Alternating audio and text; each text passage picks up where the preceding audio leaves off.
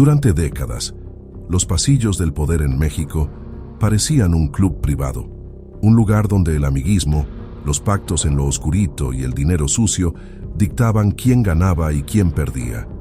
El bloque opositor, acostumbrado a estas reglas, creía que su negocio político era eterno. Pero el tablero acaba de dar un giro radical. La presidenta Claudia Sheinbaum ha dado un golpe sobre la mesa y con 3 nuevas reformas constitucionales les ha cerrado la puerta en la cara a quienes se sentían dueños del país. La historia de este cambio comienza en el corazón de la justicia. Imagina aquellos juzgados donde los puestos se repartían por dedazo o como favores entre compadres. Esa época llegó a su fin. Con la reforma al Poder Judicial, Sheinbaum rompió la cadena. Ahora quien quiera ponerse la toga de juez o magistrado tendrá que sudarla, demostrando su capacidad a través de exámenes de conocimientos reales y estrictos. Y para evitar que la justicia se contamine con la grilla y los intereses de los partidos, la elección de estos cargos se mandó hasta junio de 2028. Las boletas serán claras y sencillas, separando por fin los tribunales de las campañas políticas tradicionales. Pero el golpe no se detuvo ahí. El segundo embate fue directo a las carteras de las campañas. En el pasado, los cuartos oscuros de la política permitían que personajes con fortunas de dudosa procedencia compraran candidaturas. Hoy, con la verificación de integridad, se levanta un muro de contención contra el crimen organizado. 3 consejeros del INE tienen ahora la llave de un filtro implacable. Antes de que un candidato pueda sonreír en un espectacular, su nombre será cruzado con bases de datos de seguridad y de inteligencia financiera. Si hay un solo rastro de dinero ilícito o vínculos con la delincuencia, las alarmas sonarán. Se acabó la fiesta de las campañas financiadas con dinero manchado de sangre. Finalmente, el tercer golpe fue un mensaje hacia afuera y hacia adentro. En México, solo mandan los mexicanos. La nulidad por injerencia extranjera pone una regla fulminante en la Constitución. Si algún gobierno, agencia o poder extranjero intenta meter sus manos, su dinero o su influencia para alterar el resultado de las urnas, la elección se anula por completo. Es un escudo definitivo para proteger la voluntad del pueblo de cualquier titiritero internacional. El final de esta historia se está escribiendo hoy en los pasillos del bloque opositor, donde no hay más que caras largas y molestia.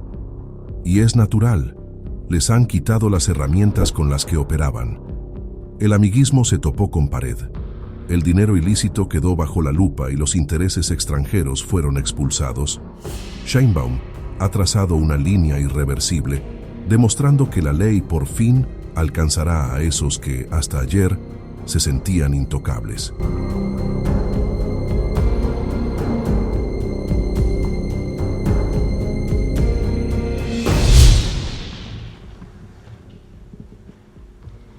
Muchas gracias, Presidenta. Para informar respecto a 3 reformas para fortalecer nuestra democracia. Adelante.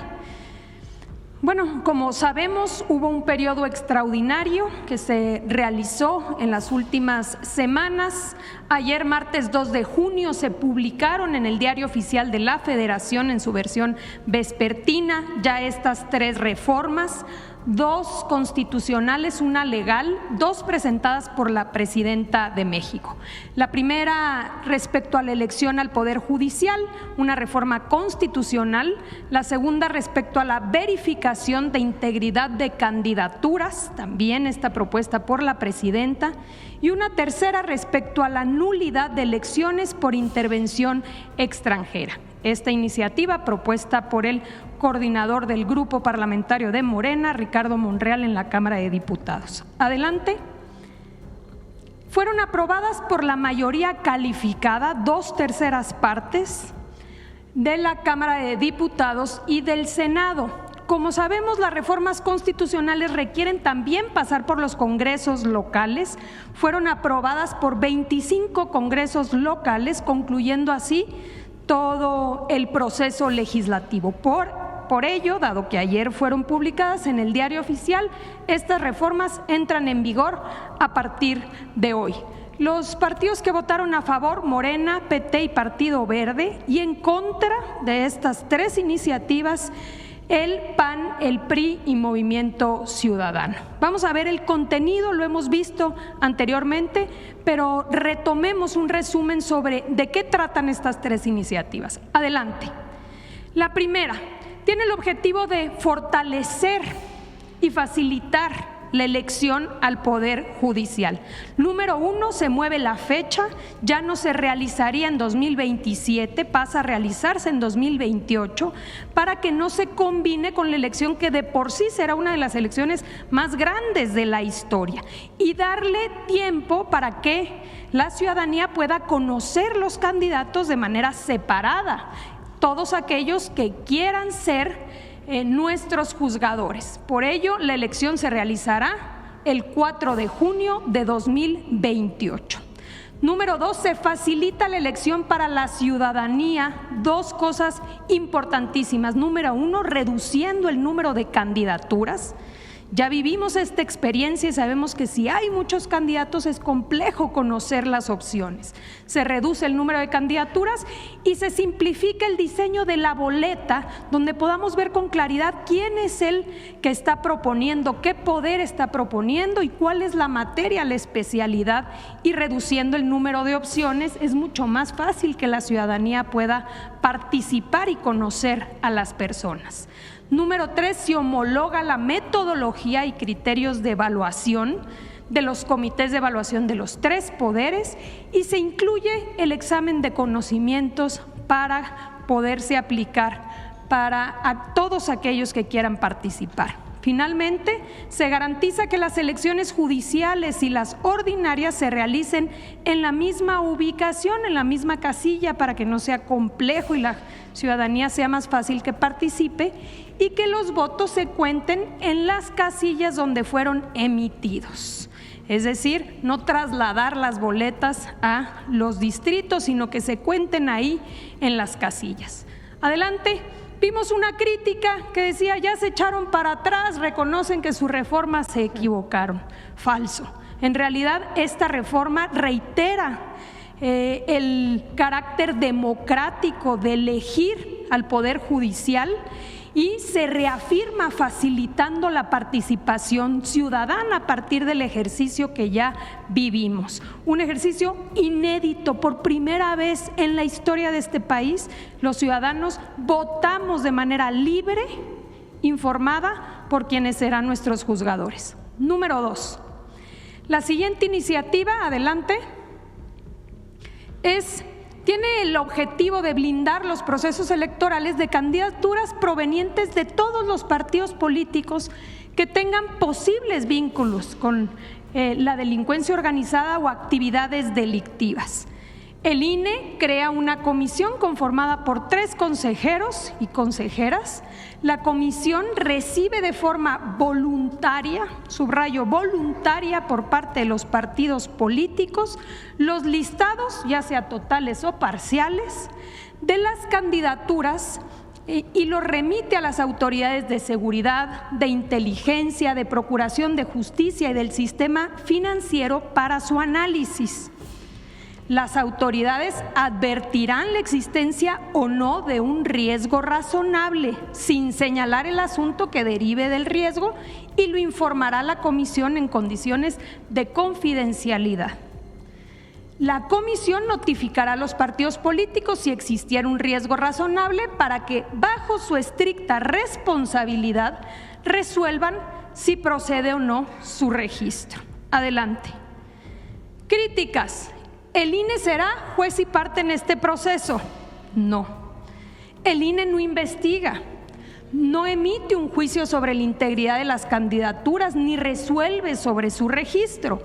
El INE solo será el vínculo institucional para facilitar el intercambio de información de manera ágil de las instituciones que tienen la información de inteligencia y seguridad y los partidos políticos. Son este puente.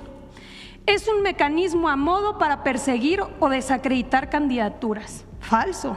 Es un mecanismo voluntario, es un mecanismo confidencial para que los partidos políticos tengan información relevante antes de postular y sean ellos quienes asuman con responsabilidad la decisión de hacerlo o no. Y la crítica contraria, fíjense cómo critican esto, pero también dicen no se establecen sanciones, no se hace obligatorio para los partidos y candidatos cuando existe un riesgo razonable, es entonces una simulación. No, de establecerse sanciones se acusaría a la autoridad de entrometerse en la vida interna de los partidos políticos cuando únicamente lo que se pretende es poner a disposición la información relevante y que los partidos políticos tomen las decisiones. Adelante. Finalmente, la tercera, respecto a la nulidad de elecciones por intervención extranjera. Esta iniciativa presentada por el diputado Monreal es una modificación constitucional donde se establece como causal de nulidad las elecciones federales o locales cuando se acrediten actos de intervención o injerencia extranjera que influyan en los resultados electorales.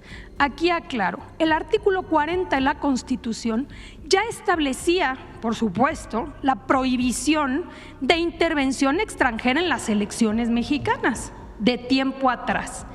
¿Qué es lo novedoso? La consecuencia. Esa intervención puede derivar en una nulidad de la elección. ¿Quién toma esa determinación? Las autoridades electorales, los tribunales electorales. Finalmente, la crítica se establecen causales ambiguas y discrecionales que abren la puerta a que cualquier cosa puede interpretarse para anular una elección. No es así. La reforma solo estableció el principio general en la Constitución.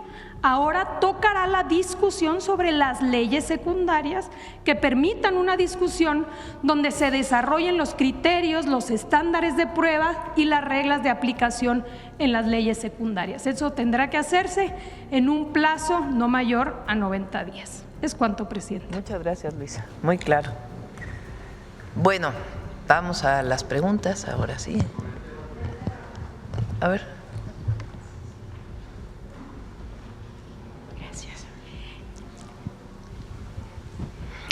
Gracias, presidenta. Hoy traigo un poco de temas diferentes. El primero, justamente lo que acaban de anunciar sobre la reforma judicial, sobre este cambio. Hay un debate en las redes sobre comentarios de algunos miembros del Poder de la Corte Suprema de Justicia, entre ellos la ministra Lenia Batres. Se ha generado un fuerte debate público en las redes sobre qué tan importante debe ser la formación y la experiencia jurídica para quienes imparten justicia. De hecho, según lo que acaba de leer Luisa María Alcalde, hasta se harán exámenes de conocimiento. En ese contexto, ¿usted qué considera cuál debe ser el perfil ideal de un juez, de un ministro, de un magistrado? La reforma incluye examen de conocimientos, como se acaba de anunciar. ¿Qué peso deben tener la preparación técnica, la trayectoria profesional y el compromiso social? Eso sé que usted siempre insiste en ese tema para fortalecer la confianza de los ciudadanos en el sistema de justicia que se quiere construir en el país. Son para mí dos temas y sobre todo no hay que analizarlo de manera aislada. Hay que analizarlo en función del sistema o del poder judicial que tuvimos durante tantos años, porque si no, no se entiende por qué la reforma.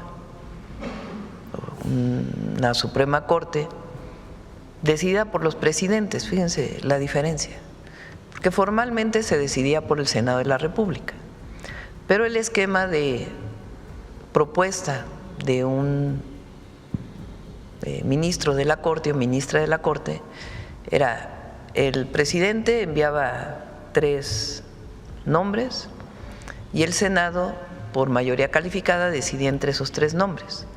Si no se ponían de acuerdo, se enviaba otra terna. Y si no se ponían de acuerdo, entonces el presidente elegía.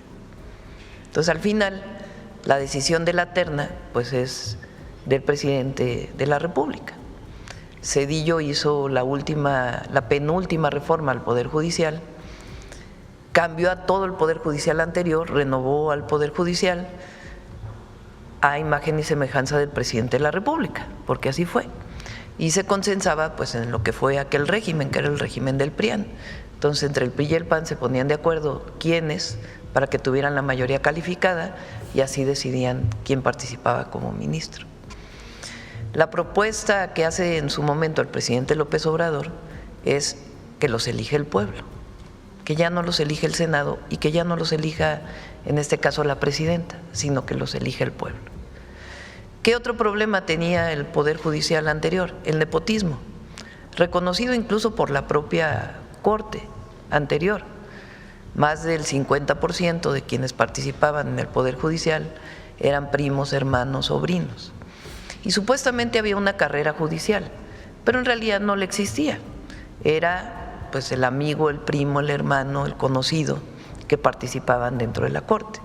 Entonces volvió en realidad una élite de los mismos que se iban reproduciendo.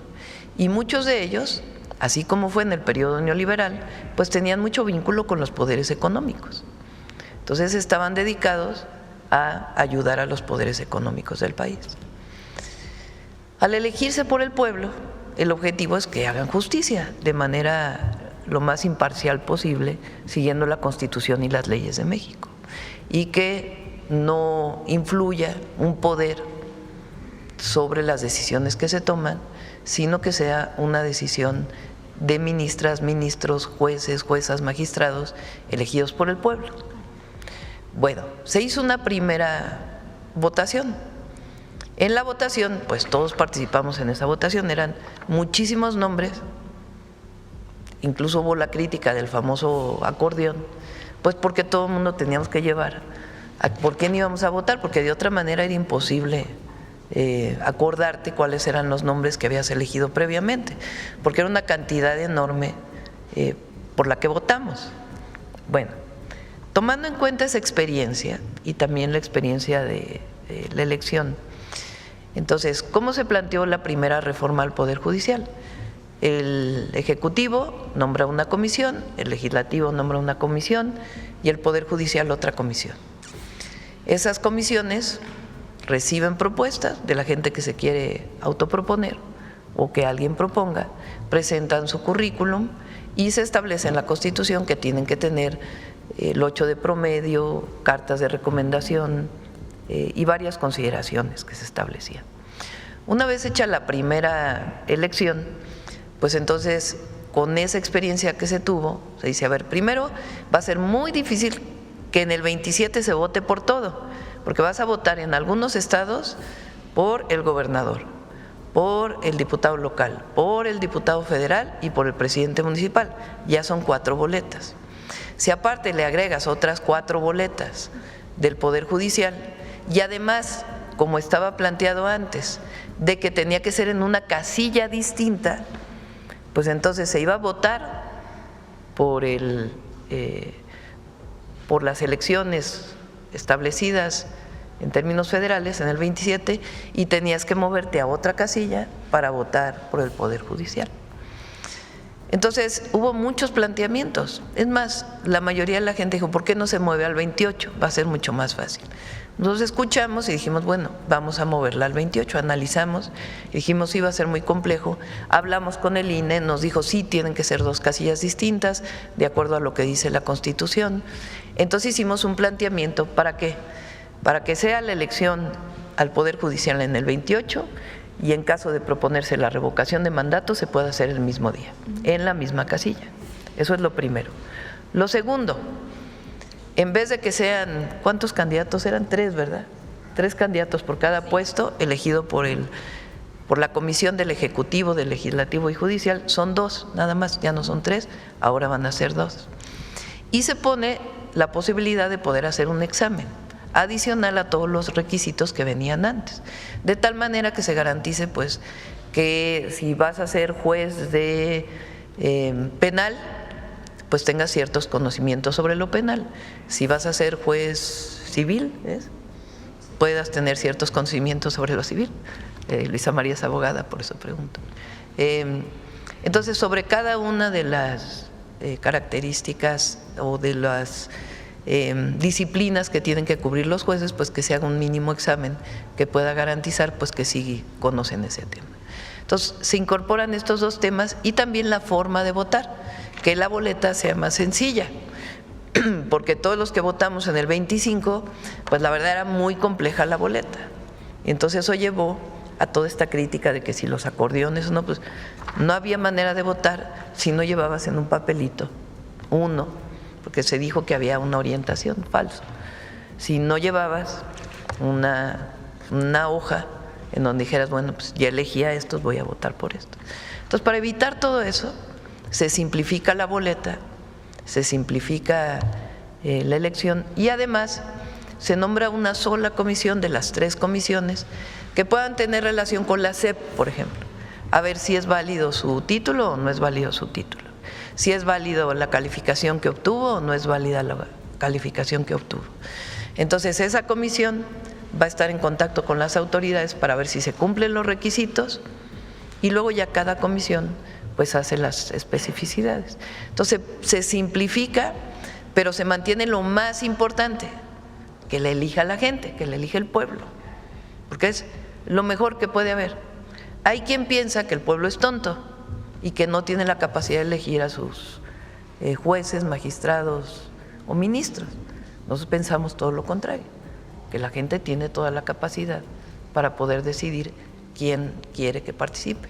Hay otros ejemplos en el mundo, en el propio Estados Unidos, con excepción de la Corte, se elige a los jueces. Claro. Igual.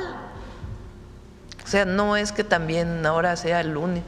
No, aquí somos el único porque elegimos a todos, desde la Corte hasta el juez, digamos, de menor escala en el rango del Poder Judicial. Entonces, pero en otros países también se eligen jueces, ¿no? Entonces, eso es en torno al Poder Judicial y lo más importante, con el pueblo todo, sin el pueblo nada. Gracias, Presidenta. Y bueno, perdón, olvidé presentarme. Soy Aisa García, del Canal Internacional Telesur. Usted todos los miércoles en la mañanera presenta el tema de la vivienda. Y eso es muy importante porque se avisa de la entrega de viviendas en tal o más cual lugar, en otro estado. Hace un tiempo tengo un tema guardado de quejas que llegan a Telesur, cartas y cosas así, y es un caso que me llama mucho la atención. Es algo incómodo sobre fiscalías, impunidad y defensa del patrimonio, pero tiene que ver con defensa del patrimonio de las familias, de vivienda, tiene que ver con Nuevo León. Cientos de afectados hay por el caso Proyecto 9. Nos han escrito mucho, denuncian que después de años siguen sin vivienda, sin el dinero que invirtieron en ese Proyecto 9 y sin justicia. Hablan de un presunto fraude inmobiliario multimillonario y de investigaciones que durante mucho tiempo no avanzaron. No tienen nada que ver con su gobierno, fueron en otra época. Más allá de este caso, ¿cree usted que qué se le puede decir a estas personas que sienten que la justicia no ha operado a su favor porque no tienen influencia? Usted contó cómo era antes el sistema judicial acá, porque no tienen dinero y se impone las influencias por encima de la solidez de las pruebas. ¿Qué mensaje le daría a este tipo de personas? Bueno, primero que en este caso particular, que nos puedas dar los datos para poder entrar en contacto con ellos y poder apoyarles, asesorarles. Justamente es el cambio en el Poder Judicial, que al ponerse una denuncia, sea civil o penal, el Poder Judicial pueda resolver más rápido. Ahora le voy a pedir también a Luisa que platique cómo ahora los juicios van a ser mucho más rápidos que en el pasado, porque también hubo esos cambios.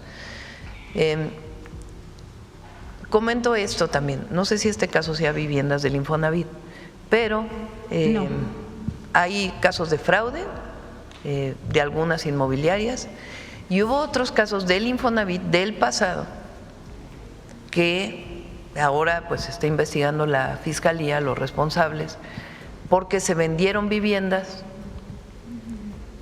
que nunca se construyeron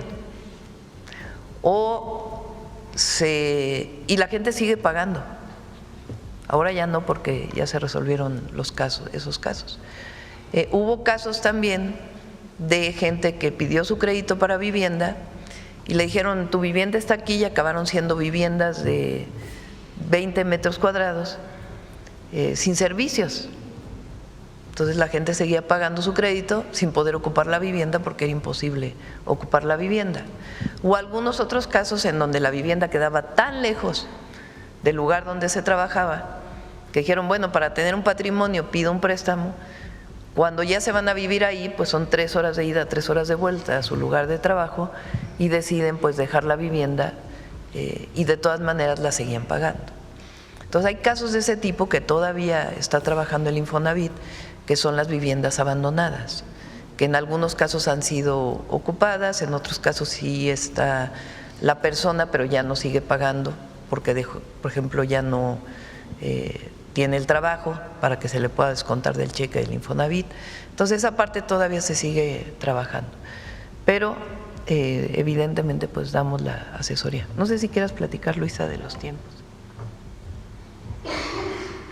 Con mucho gusto, presidente. En efecto, la reforma consistió en varias cosas, pero una muy relevante es que lo que era el Consejo de la Judicatura se, cambia y ahora se creó el Tribunal de Disciplina. Como sabemos, se creó una nueva institución y se separó toda la parte administrativa. Entonces hoy tenemos un órgano administrativo separado del Tribunal de Disciplina, cuyos magistrados son electos también por el pueblo. Este Tribunal de Disciplina, dentro de sus funciones, están dos cosas muy relevantes que antes, se hacían de manera ordinaria, pero no como tal focalizada. Por un lado, detección de corrupción.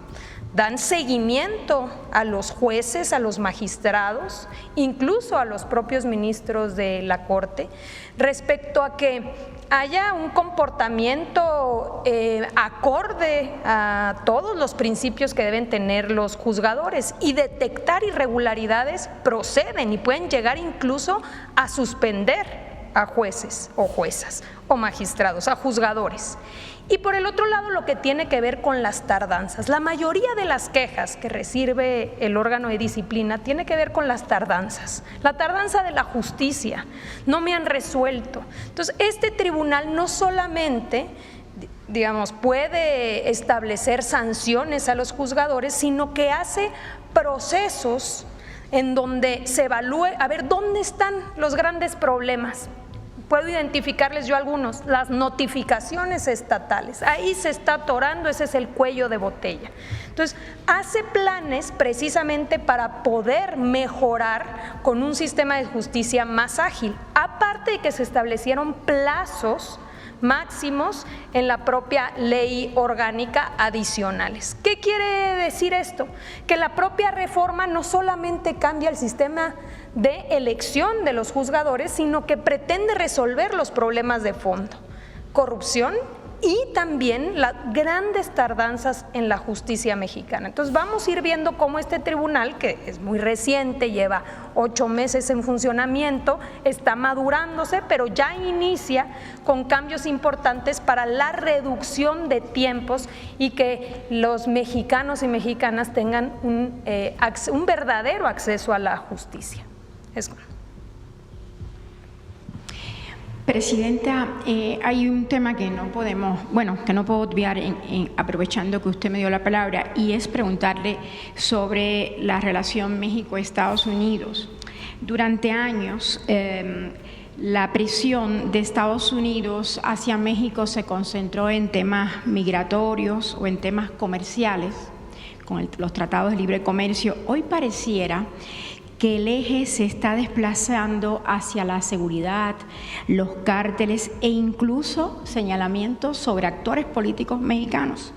Mi pregunta es si a usted le preocupa que la lucha contra el crimen organizado esté evolucionando de un tema de seguridad a una herramienta de presión política o económica sobre México, y cómo proteger la relación bilateral, usted habló el domingo de eso, sin poner en riesgo la soberanía ni la estabilidad que su gobierno busca proyectar, por ejemplo, con el Plan México. Lo primero es que no es nuevo, es decir, otros gobiernos, leí aquí hace unos días las memorias de Miguel de la Madrid, o sea, desde entonces, y lo dice él mismo en sus memorias, el narcotráfico va a ser un pretexto, así lo dice, para influir en México.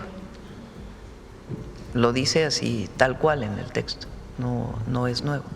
Dice, y eso, fíjense, va a seguir creciendo.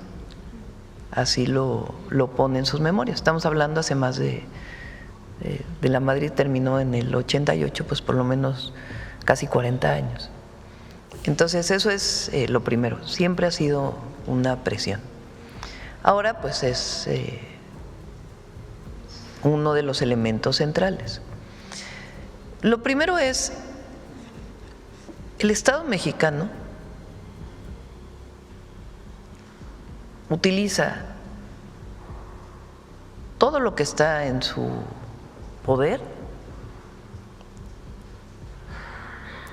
en términos de la legalidad para combatir a la delincuencia organizada.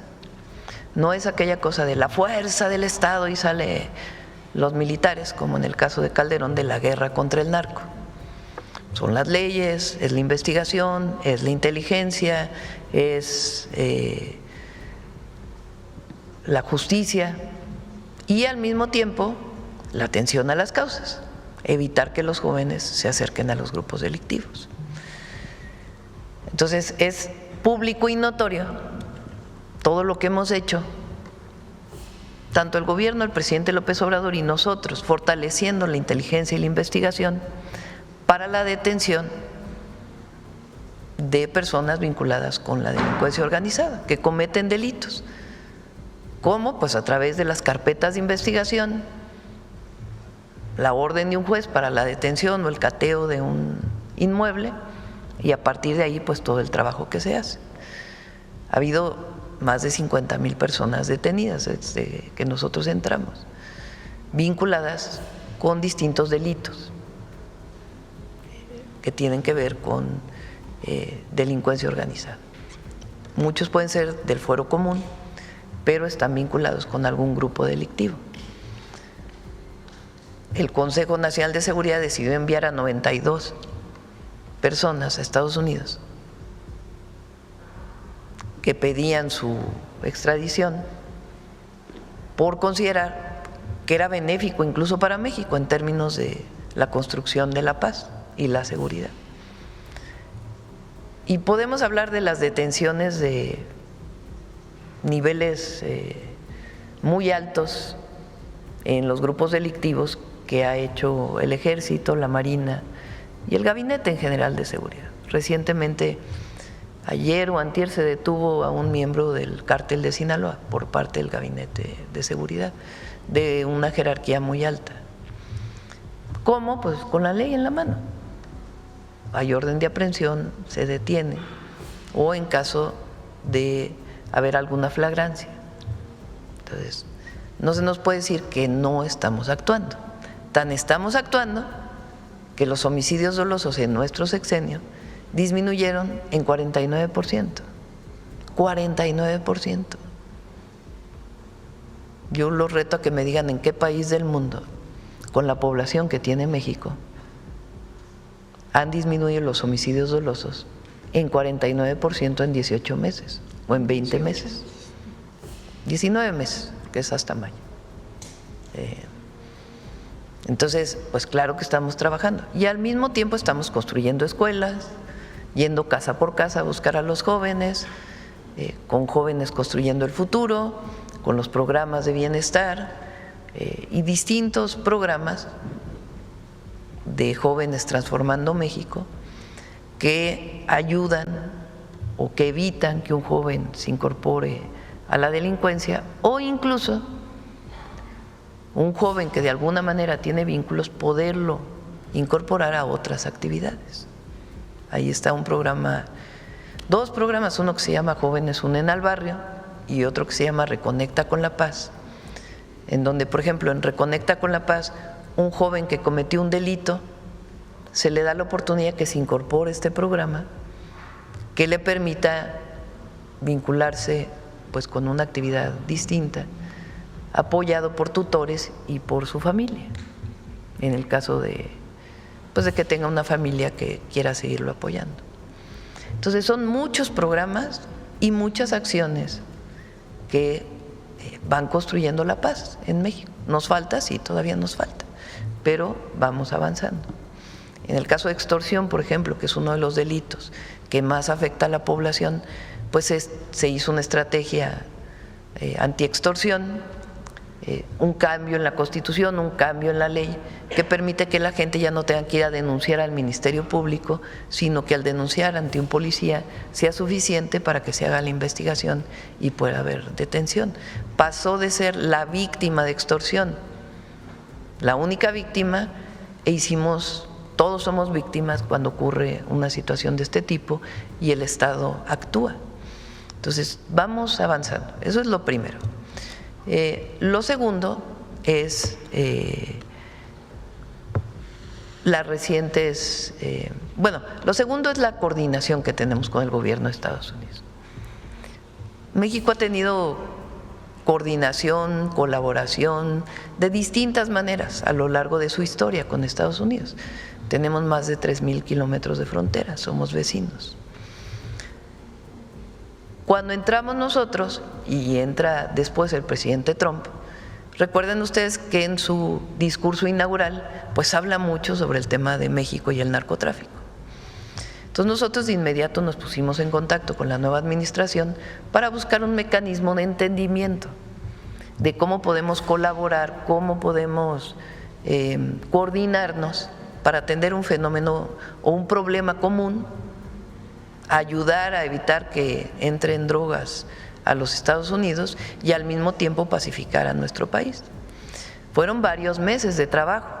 Ellos tenían la intención pues de participar, digamos, en operativos en nuestro país. Nosotros siempre dijimos no, denos la información, colaboramos de distinta forma, pero en los operativos participan las instituciones mexicanas. No pueden participar instituciones extranjeras ni personas extranjeras porque eso violaría nuestra soberanía. Entonces fueron varios meses de trabajo para poder encontrar el mecanismo de trabajo conjunto. Finalmente se logra, viene el secretario de Estado, Marco Rubio, a México y ahí no es que se firma, porque no se firma formalmente, pero ratificamos que es el entendimiento para nuestros gobiernos para trabajar conjuntamente el tema de la delincuencia organizada y apoyarnos mutuamente. Entonces, hasta ahí vamos muy bien, tanto que el propio gobierno de Estados Unidos en diferentes momentos distintos de sus miembros, desde el secretario de Estado hasta la vocera de la Casa Blanca, dijeron: estamos colaborando muy bien con México, histórico, nunca antes visto la manera en que estamos colaborando. Decidimos también apoyar en el tema de migración y buscar un mecanismo que le permitiera, sobre todo a las personas extranjeras que estaban cruzando por nuestro territorio, tener una alternativa en México o, en su caso, ayudar a que regresaran a su país, si es que así lo decidían. Entonces, eso lo seguimos haciendo. Tanto que, a ver si tienes la gráfica de migración.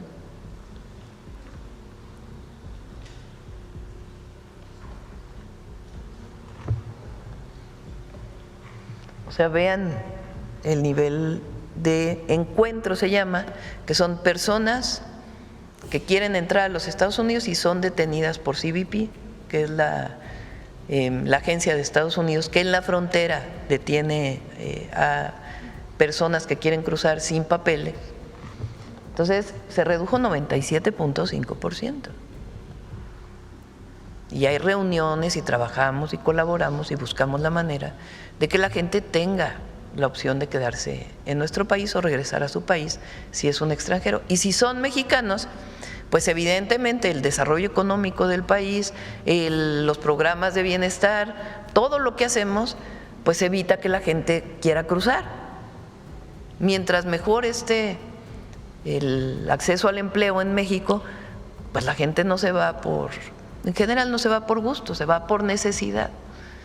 Entonces, esto se logra pues porque los mexicanos ya cruzan menos, porque quieren quedarse en el país y también pues por el trabajo que estamos haciendo, incluso hablando cuando se forman caravanas, hablando con las caravanas, buscando que no lleguen a la frontera norte para que de manera humanitaria siempre, porque nosotros no usamos la fuerza, sino de manera humanitaria, hablando con todos, buscando mecanismos para que o se queden en México con algún tipo de empleo o puedan regresar a su país o al lugar de donde vinieron.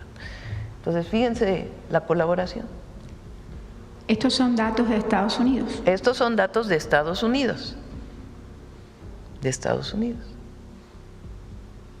Entonces, un entendimiento en migración, en asuntos que tienen que ver con el narcotráfico. Cuando ellos deciden declarar a una serie de grupos delictivos como terroristas, nosotros dijimos, nosotros no estamos de acuerdo con eso, porque terrorismo en México es otra cosa. Es un grupo que utiliza actividades de este tipo, incluso para dañar a la población civil, con un objetivo muy concreto de derribar a los gobiernos o contra un gobierno. Así está en el Código Penal, el terrorismo. Entonces nosotros no podemos aceptar que se les llame terroristas a estos grupos porque su objetivo es otro. Eso no quiere decir que no sean grupos delictivos, que haya que trabajar para pacificar a México y detener a lo que llamamos generadores de violencia. Entonces, pues un trabajo coordinado. Cuando nos nombran terroristas, nosotros hacemos un cambio en la Constitución mucho más fuerte que la Ley de Seguridad Nacional para decir, si agentes extranjeros vienen a México, para que no se use el tema del terrorismo para una injerencia mayor, o un injerencismo, no mayor, sino un injerencismo, pues vamos a poner los límites en nuestra Constitución y en nuestras leyes. Entonces, todo va muy bien, colaboramos, hasta que se presenta el caso de Chihuahua. Entonces, el caso de Chihuahua son agentes, ahora sabemos que eran de una de las agencias de Estados Unidos, que participan en territorio en una actividad,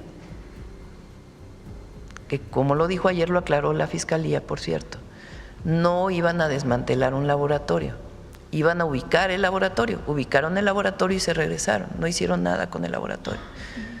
Notificaron a la Fiscalía, que todavía siguen investigando cómo fue todo eso, y es la Fiscalía General de la República quien llega al lugar y empieza a desmantelar el laboratorio. Entonces, cuando ocurre eso, pues nosotros decimos, bueno, pues ¿quiénes son primero?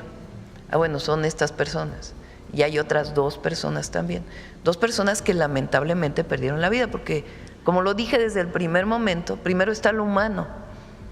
Entonces, más allá de que no esté acorde con nuestras leyes, pues todos lamentamos la pérdida de una vida humana. Entonces, primero pues daré el pésame y nuestra preocupación y lamentamos pues la pérdida de las vidas. Pero al mismo tiempo la Fiscalía dice, pues vamos a investigar, porque ¿cómo es que 2 agentes extranjeros que no estaban certificados o acreditados por la Secretaría de Relaciones Exteriores, como dicen nuestras leyes, participan en esta actividad? Y la Fiscalía abre su carpeta de investigación. Pedimos que los otros 2 agentes que estaban pues se retiraran del territorio, se acreditaran, los que no habían participado en esta actividad. Entonces decidieron que mejor se retiraban, que ya no los iban a acreditar. Y otras personas que vienen a trabajar a México, que tienen sus labores especiales, pues está regulado cómo participan. Bueno, viene eso y después viene la solicitud con carácter de urgente de la detención para extradición de 10 ciudadanos mexicanos, entre ellos un gobernador en funciones, un senador en funciones y un presidente municipal en funciones. Entonces, ahí es donde decimos, bueno, ¿qué pruebas hay? Todavía no presentan las pruebas. 2 de los 10 deciden entregarse a Estados Unidos. En ese tema vamos. Y la Fiscalía abre sus propias carpetas de investigación a los 10 para saber si los delitos de los que se les acusa, pues hay pruebas sustantivas para poder hacer su investigación. Entonces, de todas maneras es muy relevante preguntarse, como lo dije el domingo, ¿es un interés real? Porque nunca había ocurrido que una oficina del Departamento de Justicia de Estados Unidos solicitara la extradición de gobiernos en funciones.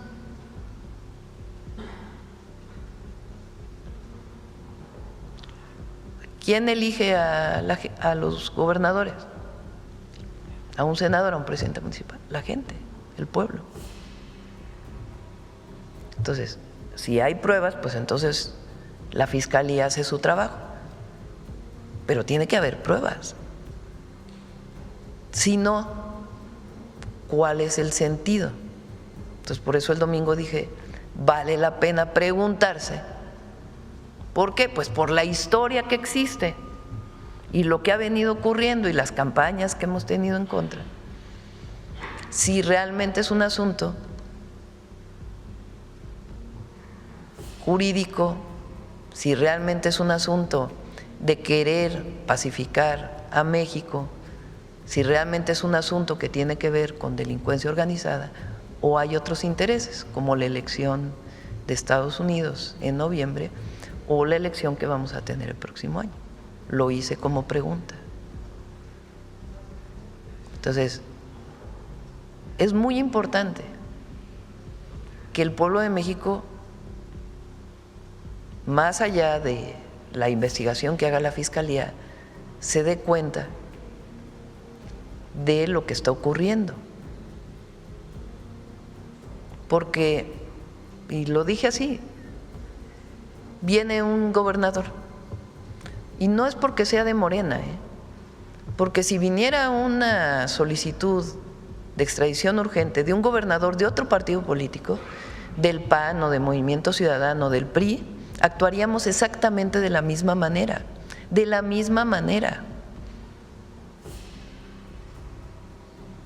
porque el asunto es quién eligió a las personas y si hay pruebas para retirar del cargo a una persona y detenerla que está en esas condiciones.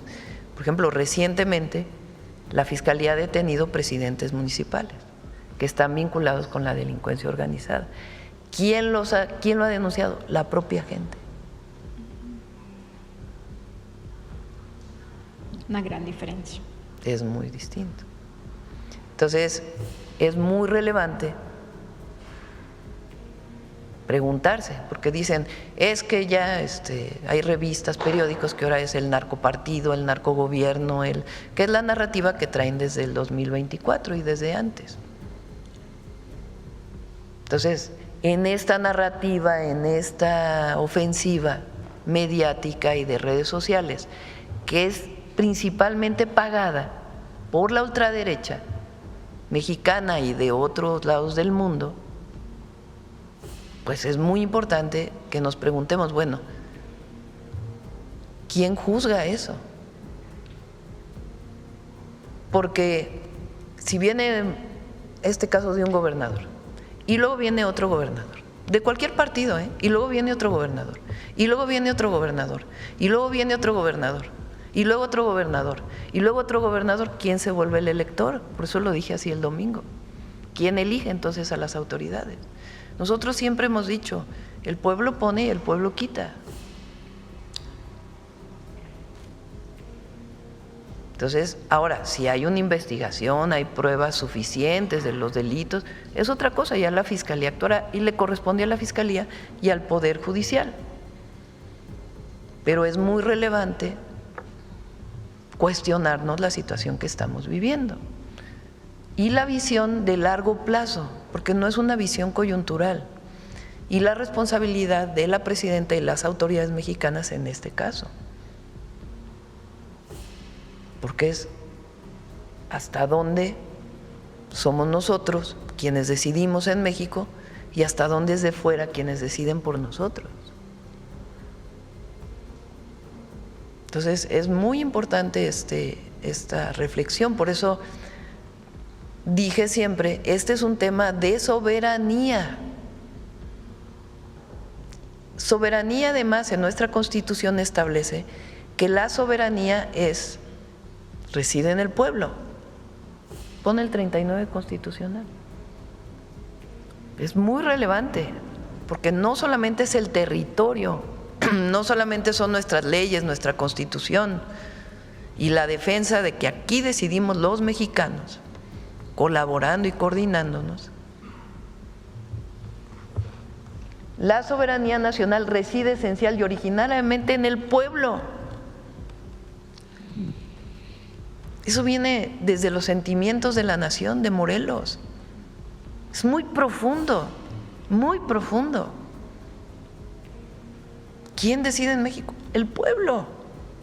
Por eso decía la presidenta, no, decide el pueblo. El pueblo nos puso donde estamos. Y nosotros respondemos a esa soberanía. ¿A quién respondemos? Al pueblo. Por eso es muy relevante. Y la campaña que ha venido de afuera, de dentro, de todo, o sea, es la ultraderecha internacional vinculada con la ultraderecha mexicana, que lo que dicen es, no, es que la presidenta está cubriendo delincuentes. No, pues no es eso. Es mucho más profundo que eso. Que la fiscalía haga su trabajo. Pues mucho más profundo que eso. Es quién decide en México. Y eso debería preguntárselo todas y todos los mexicanos. ¿Y hasta dónde permitimos que otros decidan por nosotros? Eso es lo que está a debate hoy. Y las decisiones que tomemos hoy van a influir en nuestros hijos y en nuestros nietos y en nuestros bisnietos. La decisión que tomó Santana pues influyó en la historia de México de tal manera que perdimos la mitad del territorio o más de la mitad del territorio. La decisión que toma Juárez, el valiente Juárez, el gigante Juárez, de decir no participo en el gobierno de Maximiliano, porque Maximiliano lo invita a participar en su gobierno, y Juárez dice no, yo no voy a participar en el gobierno de un extranjero en nuestro país. Porque la soberanía es de aquí. Al contrario, me voy a ir a luchar por la segunda independencia de México.